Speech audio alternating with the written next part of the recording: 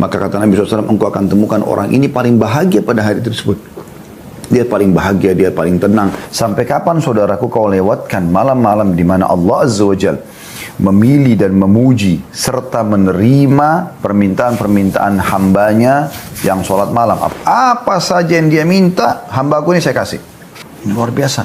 Setiap malam Anda punya peluang ini. Dijamin. Bismillahirrahmanirrahim. Insya Allah kita akan masuk langsung pada kesempatan ini hadis nomor 631 dari awal kita belajar dan 19 dalam bab kita ini. Sanadnya Hasan di ghairihi atau menjadi Hasan karena dikuatkan dengan riwayat-riwayat yang lain. Dari Uqbah bin Amir radhiyallahu anhu dia berkata, aku mendengar Rasulullah sallallahu alaihi wasallam bersabda, "Ar-rajulu min ummati yaqumu min al-laili yu'aliju nafsahu ila at-tahur wa 'alayhi 'uqad. Fa idza wadda'a yadayhi in hallat 'uqda. وإذا وضأ وجهه إن حلت عقدة وإذا مسح رأسه إن حلت عقدة وإذا وضأ رجليه إن حلت عقدة ويقول الله عز وجل للذين وراء الحجاب انظروا إلى عبدي هذا يعالج نفسه ويسألني ما سألني عبدي هذا فهو له." Artinya, seorang laki-laki dari umatku, kata Nabi SAW, semua kita termasuk ini ya, ini khususkan mereka ini, yang bangun pada malam mendorong dirinya untuk bersuci, lagi ngantuk, lagi dingin ya, tetap dia paksakan bangun sholat malam. Dia bangun di malam hari untuk bersuci, sementara dirinya dikekang oleh simpul-simpul syaitan yang membuatnya mengantuk, membuatnya ragu, membuatnya istirahatlah sedikit, bisikan-bisikan agar jangan dia ibadah kepada Allah. Jika dia membasuh kedua tangannya pada saat wudu, maka simpul yang diikat di tangannya oleh syaitan terbuka. Jika dia membasuh wajahnya, maka satu simpul lagi di wajahnya itu, simpul di wajahnya terbuka. Jika dia mengusap kepalanya, maka simpul yang ada di kepalanya terbuka. Dan jika dia membasuh kedua kakinya, maka simpul di kakinya juga terbuka. Maka Allah yang maha mulia dan maha tinggi berfirman kepada para malaikat yang ada di belakang hijab, tidak nampak oleh manusia, lihatlah hambaku ini. Dia mendorong dirinya untuk bersuci dan meminta serta memohon kepadaku. Apa yang diminta oleh hambaku ini, maka hal itu akan dia dapatkan. Hadis ini riwayat Ahmad dan Ibnu Hibban dalam Sahihnya, dan lafaz ini adalah lafaz milik daripada Ibnu Hibban. Hadis ini teman-teman kembali lagi mengingatkan kita tentang apa yang kita bahas dari awal bab kita tentang keutamaan sholat sunnah, dan khususnya di sini di bab kita adalah tentang masalah sholat malam ya. Kita sudah pelajari 18 nomor urutan ya. Dari awal kita belajar di bab ini, yaitu bab ke-11 anjuran melaksanakan qiyamul lail. Ya, dan kita sudah mempelajari lebih daripada 20 hadis, walaupun urutannya sampai 18, karena di nomor 1 ada 1A dan 1B, dan juga di nomor 18, lebih ya, di nomor 6 juga ada 6A dan 6B, kemudian di nomor terakhir 18 kemarin juga ada 18A dan 18B.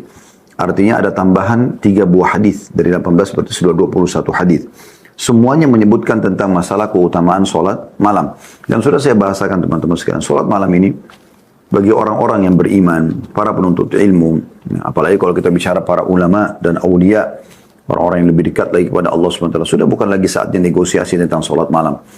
Bukan lagi saatnya dia bermujahadah, memaksakan diri sholat atau tidak. Sudah harusnya dia peduli sekali dengan masalah ini. Dijadikan sebagai program wajib secara dia pribadi untuk mengerjakannya. Karena ini sholat sunnah yang paling afdal setelah sholat 5 waktu. Lalu kenapa dia tidak melakukan? Kenapa dia menunda-nundanya?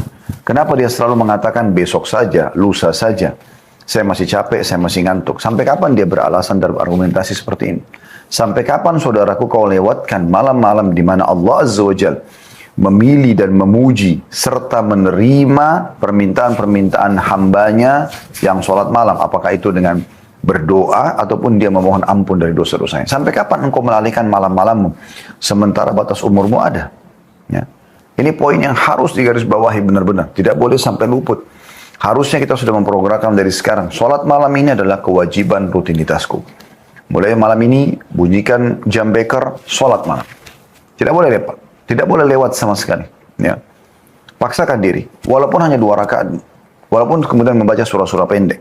Nanti setelah Anda terbiasa, sebulan, 2 bulan, Anda kemudian baru menambahnya menjadi rakaat, misalnya 4 rakaat.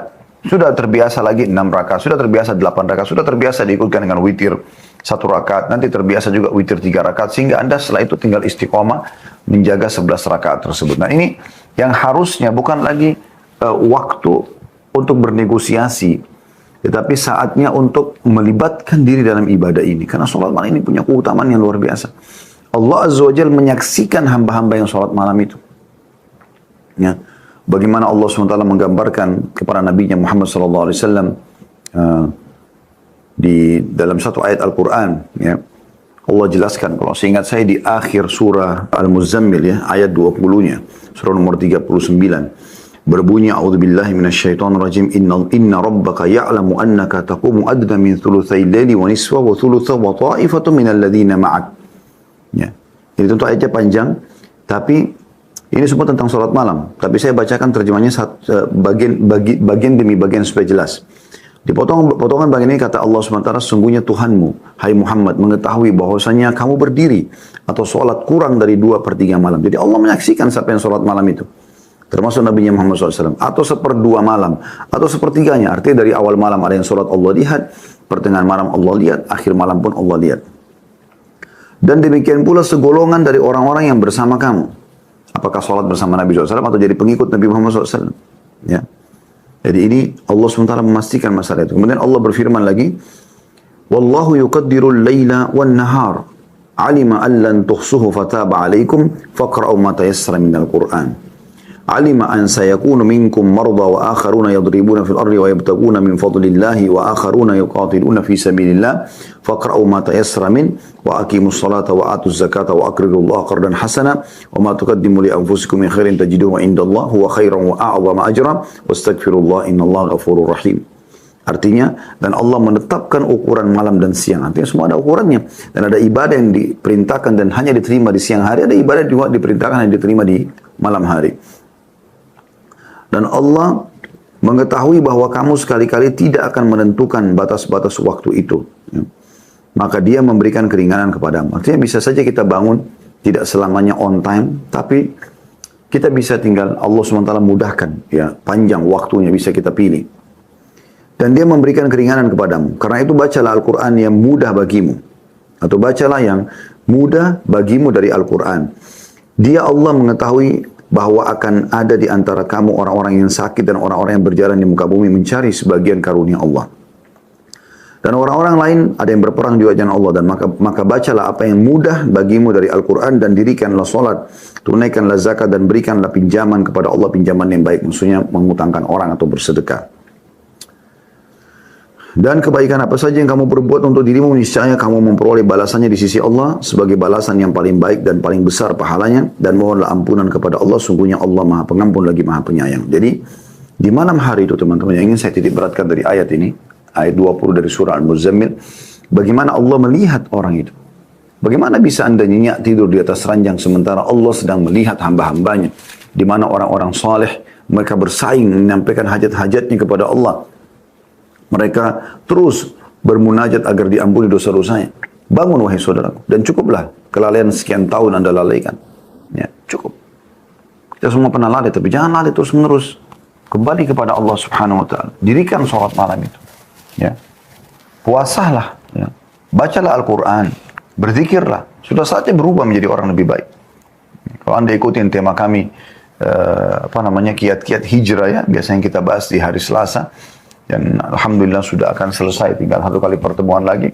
Dari kemaksiatan kepada ketaatan, bagaimana seseorang itu memang harus memaksakan diri ke sana. Dan memang di tangan dia perubahan itu. Bukan di tangan orang lain. Banyak orang mengatakan, iya ya, kalau dia dengar temannya misalnya pas menceritakan tentang sholat malam, dia mengatakan, iya saya juga pengen ya. Terus kapan? Harapannya apa? Harapannya ada tangan dari langit tanda kutip turun, kemudian memaksa dia sholat malam. Tidak mungkin. Allah sudah turunkan kitabnya. Allah sudah utus Rasulnya, Muhammad SAW menyampaikan hadis-hadisnya. Maka tinggal bagaimana orang itu engah. Karena Allah maha lembut, Allah bukan memaksa hamba-hambanya. Tapi Allah memberikan akal mereka, hati nurani mereka, supaya mereka tersentuh. Memberikan akal sehat mereka dan hati nurani mereka, supaya mereka sentuh untuk mengerjakan ketaatan kepada Allah SWT. Ya. Jadi sadarlah saudaraku. Kami pun sekarang cuma bisa menyampaikan seperti ini, putusan di tangan Anda. Tapi pertanyaannya sederhana, sampai kapan Anda tidak mau sholat malam? Sampai kapan Anda tidak mau baca Al-Quran? Sampai kapan Anda tidak mau berzikir? Sampai kapan Anda tidak mau taubat? Sampai kapan Anda tidak mau bakti sama orang tua? Sampai kapan Anda tidak mau hafal Quran? Sampai kapan Anda tidak mau menuntut ilmu? Sampai kapan semuanya ini? Pertanyaan yang butuh jawaban dari diri Anda sendiri. Dan Allah subhanahu wa ta'ala sudah memastikan dalam Al-Quran, A'udzubillahi minasyaitonirrajim, Innallaha la yughayyiru ma biqaumin hatta yughayyiru ma bi anfusihim. Allah tidak akan pernah mengganti nasib seseorang sampai dia mengubah nasibnya sendiri. Jadi dia harus mengubahnya. Jangan sampai berharap orang lain yang bisa mengubah keadaan kita. Tapi kita sendiri yang memulainya. Terlalu banyak keutamaan yang luar biasa. Coba kita renungi hadis ini. Ternyata teman-teman, Allah subhanahu wa ta'ala melalui lisan Nabi Muhammad SAW telah memberikan bocoran kepada kita. Kalau orang tidur di malam hari akan diikat oleh syaitan.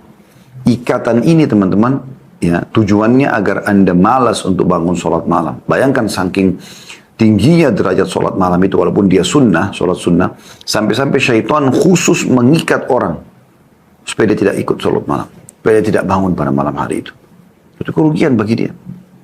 Dan sudah diberikan bocorannya. Ikatan-ikatan itu akan terlepas. Bagaimana caranya?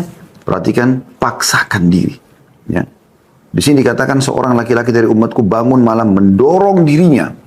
Apa mana mendorong dirinya? Orang semua bangun tidur ngantuk. Umumnya begitu. Masih lemes. Ya. Maka dia dorong dirinya, dia paksakan diri. Kemudian untuk melepas semua ikatan-ikatan syaitan, dia wudhu. Cuci tangan, lepas ikatan. Ya. Cuci wajah, lepas ikatan. Cuci kepala, lepas ikatan. Cuci kaki, lepas ikatan.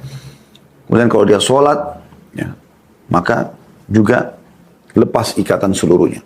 Dalam hadis yang lain yang pernah kita pelajari, maka kata Nabi SAW, engkau akan temukan orang ini paling bahagia pada hari tersebut. Dia paling bahagia, dia paling tenang. Hanya karena terlepas ikatan-ikatan syaitan itu. Subhanallah, orang yang terbiasa sholat malam ini walaupun cuma tidur 2 jam, 3 jam di malam hari.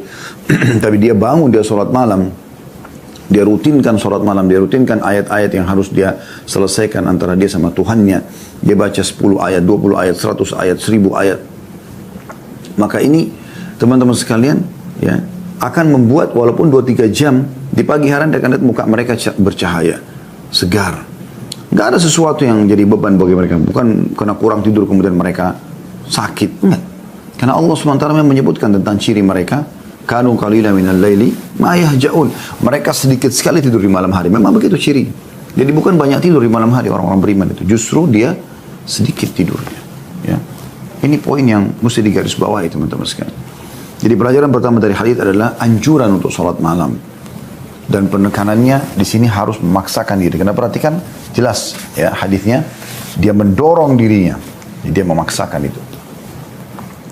Kemudian yang kedua, bagaimana memang syaitan mengikat manusia dengan ikatan-ikatan dan tidak ada yang bisa melepaskan ikatan itu kecuali apa yang sudah Allah SWT ajarkan, yaitu bagaimana dia ya, wudu.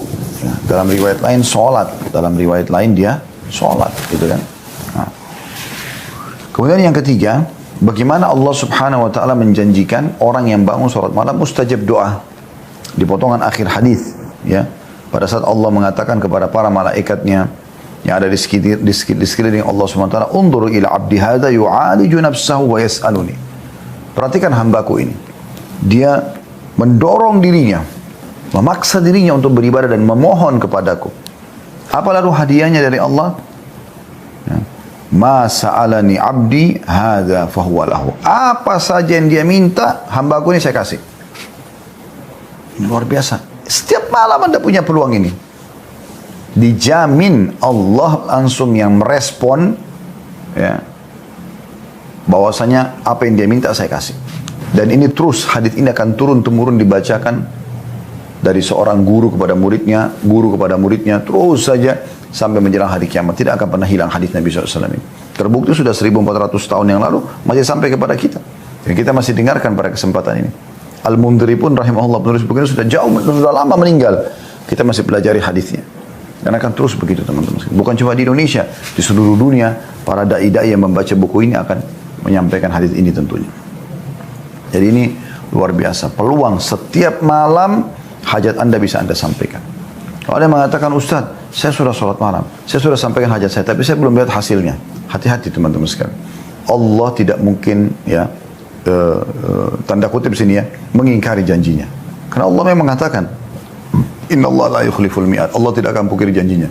Tapi ada hadis Nabi SAW cukup banyak memberikan jawaban kepada kita tentang permasalahan ini. Yang pertama adalah kata Nabi SAW, kalau Allah mendengar doa yang indah dari seorang hamba, Allah menerlambatkan jawabannya. Loh, kenapa diterlambatkan?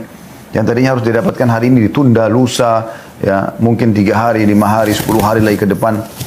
Karena Allah ya agar hamba tersebut tetap dalam pahalanya atau dalam doanya.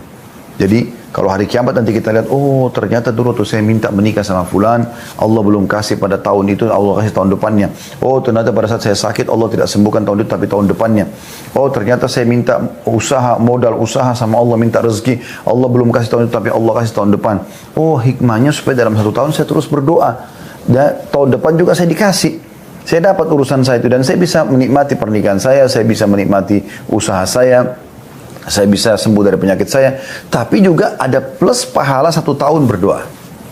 Itu jawabannya pertama. Juga hadis yang kedua, kata Nabi SAW, tidak ada seorang mukmin yang berdoa kepada Allah kecuali Allah diijabah. Ini perkataan as-sadiqul masduq, orang yang paling terpercaya, ya, orang yang paling jujur Nabi Muhammad SAW. Beliau mengatakan pasti diijabah hanya melalui 3 tahapan. Bisa diberikan langsung pada saat itu. Ini umum, dia sakit, lalu dia minta sembuh, Allah sembuhkan. Dia minta rezeki, Allah mudahkan. Dia minta jodoh, Allah mudahkan. Atau Allah hilangkan keburukan yang akan menimpa dia. Nah ini yang kita tidak tahu ini. Keburukan apa yang tertakdirkan buat kita gitu. Tapi Allah bisa hilangkan. Mungkin ada orang mau berbuat kriminal pada kita tidak jadi. Mungkin kita mau berbuat maksiat terbatalkan dan segala macam hal. Kemudian atau Allah akan simpankan dalam bentuk pahala yang dia panen pada hari kiamat. Nah khusus yang terakhir ini ada sebuah athar yang lain. Bahwasanya Nabi SAW mengatakan akan ada nanti hamba-hamba Allah pada hari kiamat diberikan pahala bergunung-gunung. Banyak sekali pahala itu. Dia sendiri tidak tahu pahalanya dari mana sebenarnya. Gitu. Dia bingung gitu. Kemudian dia pun bertanya pada para malaikat, ini dari mana ini? Maksudnya setahu saya nggak pernah buat nih. Maka kata para malaikat, ini doa-doa kalian yang belum kalian diberikan jawabannya di dunia. Allah lebih tahu hamba ini butuh di akhirat nanti. Maka pada saat itu kata Nabi SAW, semua hamba-hamba yang tadinya berdoa ini, yang lihat ternyata doanya masih ada didapatkan hasilnya hari kiamat, berharap semua doanya di dunia dulu, nggak dikasih di dunia, dikasih di akhirat.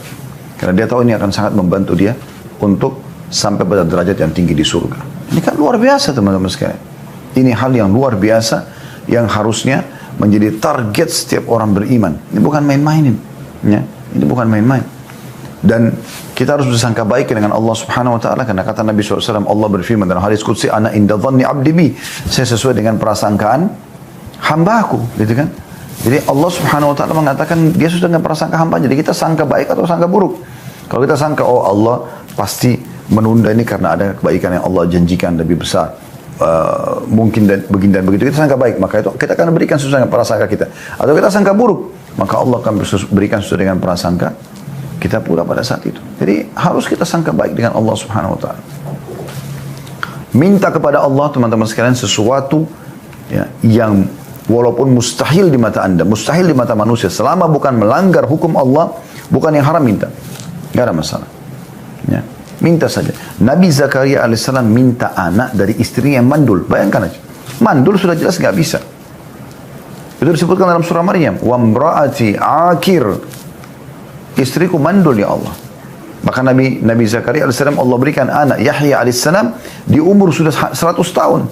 Digambarkan di awal surah Maryam itu. Washta'al ra'su syaiba wa lam akun bidu'aika rabbi syaqiyya. Rambutku semua sudah putih, badannya sudah lemah. Tapi saya tidak mau putus asa ya Allah. Selama bukan melanggar sunnatullah. Anda tidak minta ya Allah hilangkan siang. Tidak mungkin. Itu sunnatullah sistem. Anda tidak suka sama lawan jenis Anda. Anda mengatakan ya Allah hilangkan laki-laki, hilangkan perempuan. Tidak mungkin. Allah ciptakan memang min dzakarin wa untha. Allah katakan inna khalaqnakum min dzakarin wa untha. Kami ciptakan kalian dari laki-laki dan perempuan. Tidak mungkin ubah itu sistem. Tapi selama bukan sistem yang diubah, Anda bisa minta kepada Allah SWT. Bukan mustahil. Dengan hikmah Allah Subhanahu wa taala Allah bisa berikan, ya. Dan itu semua teman-teman Anda bisa mendapatkannya Di setiap malam peluang itu.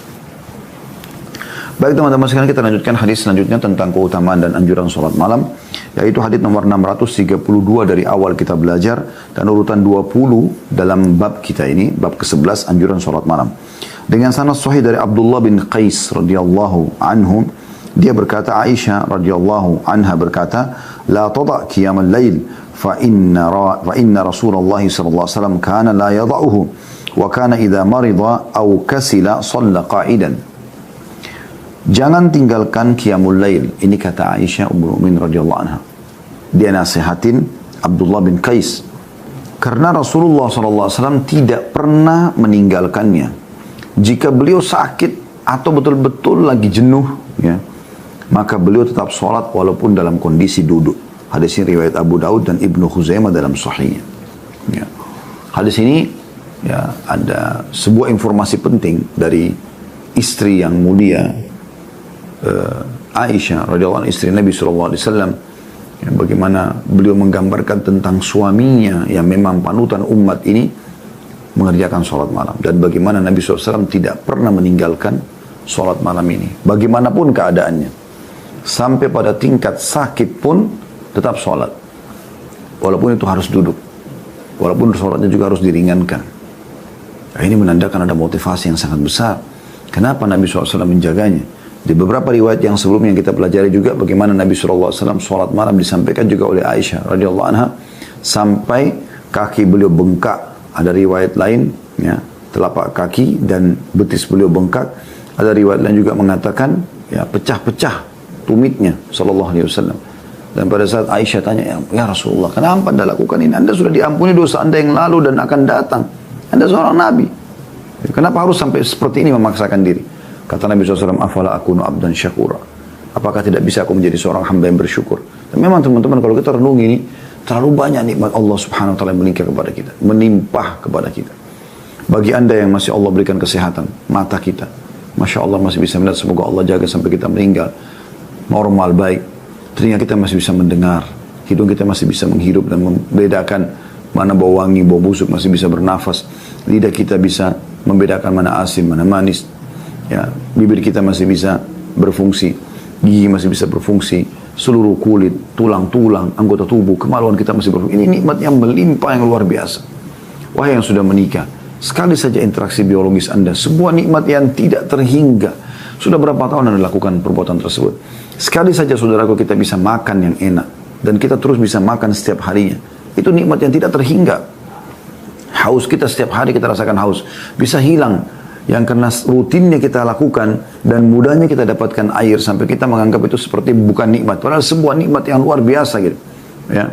Dan sekian banyak kalau kita mau bicara nikmat-nikmat ini, kata Allah SWT, wa in ta'uddu ni'matullahi la tuhsuha. Kalau kalian ingin menghitung nikmat Allah, kalian tidak akan mampu menghitungnya, karena terlalu banyak kalau kita ingin rincikan. Maka Nabi SAW mengambil kesimpulan, sholat malam ini bukan hanya sekedar mengejar pahalanya, tapi bagaimana aku menjadi seorang hamba yang bersyukur terhadap nikmat, karena tidak tahu lagi harus bilang apa. Paling tidak Allah melihat, oh hambaku ini memaksakan diri untuk bangun kepadaku, sebagaimana hadis sebelumnya sudah kita bahas tadi. Ya. Dan ini wasiat yang sangat indah sekali dari seorang Ummul Mukminin, ibu orang-orang beriman Aisyah radhiyallahu anha, ya, agar jangan umat ini meninggalkan sholat malam, karena Rasulullah SAW tidak pernah meninggalkan sholat malam. Pelajaran yang pertama adalah bagaimana Nabi SAW tidak pernah meninggalkan sholat malam, dan ini tentu keutamaan sholat malam. Yang kedua adalah seseorang boleh mengerjakan sholat duduk kalau ibadah sunnah tanpa ada uzur pun. Jadi misalnya kalau sholat wajib, kan kita boleh sholat duduk kalau sholat berdiri nggak bisa, gitu kan. Kita boleh sholat berbaring kalau duduk nggak bisa, kan begitu. Harus diupayakan dulu berdiri, kalau nggak bisa baru duduk. Kalau nggak bisa duduk baru baring, gitu kan. Itu kalau sholat wajib. Kalau sholat sunnah boleh. Anda mau sholat duduk walaupun lagi sehat nggak ada masalah. Cuman memang Nabi SAW mengatakan, pahala orang yang sholat duduk setengah daripada pahala sholat orang yang berdiri. Tapi anda bisa lakukan sambil duduk.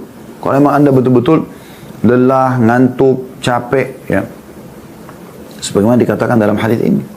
Ya, ini kemudahan, sekali lagi sebuah kemudahan gitu. Yang penting intinya jangan tinggalkan sholat malam. Karena begitu pesan Ummul Mukminin radhiyallahu anha. Perhatikan awal potongan riwayat ini, la tada' qiyamul lail. La tada' qiyamal lail. Jangan pernah kamu tinggalkan sholat malam.